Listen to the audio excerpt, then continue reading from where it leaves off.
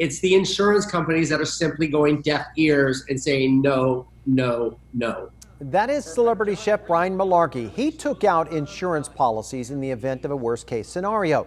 But instead of being able to collect to keep paying his employees, he tells our Team 10 investigator Adam Rakusin his insurance claim was denied.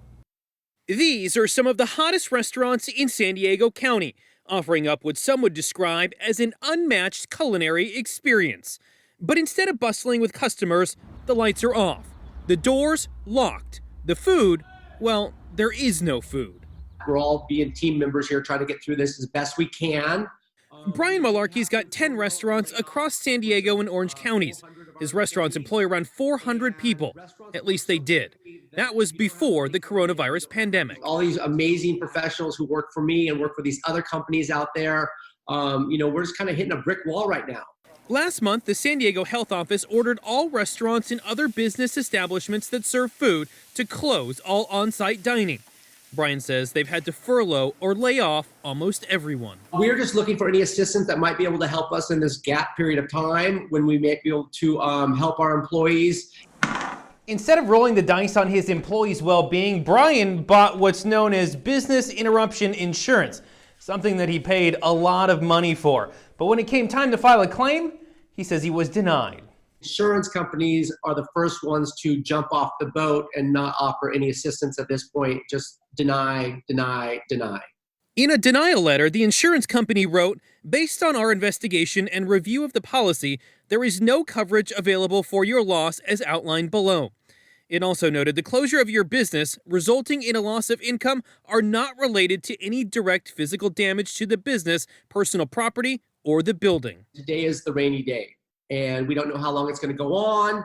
But we've done our due diligence and we've paid and paid and paid and never had a claim before on any of our properties. The insurance companies are looking at liabilities of many, many millions, even billions of dollars. And are they going to pay that without a court or a judge or a jury telling them they have to pay it? What do you think? The answer is no. John Gomez is Brian's attorney. He says this is something that's playing out with businesses across the country. Just last week, a group of California lawmakers sent this letter to the state insurance commissioner, asking he use his authority to ensure that insurance companies comply with their business interruption policies. San Diego Congressman Mike Levin telling Team 10, insurance should be there when you need it, and insurers need to step up and cover as many claims as possible. We must work together on additional steps to prevent more small businesses from going under. The question is, during this time, who's going to do what's right and who's going to do what's wrong? And I think there's going to be a reckoning afterwards, both in the courts themselves and in the courts of public opinion. For now, Malarkey is doing what he can to help his employees. We're working on GoFundMe accounts. We're buying groceries and giving them to our employees at this point. Adam Rakusin, Team 10. At least he's trying. That's fantastic. Brian's insurance company says they do not publicly discuss individual claims. The association that represents insurers says if policymakers force insurers to pay for losses that are not covered under existing insurance policies, the stability of the sector could be impacted, and that could affect the ability of consumers to address everyday risks.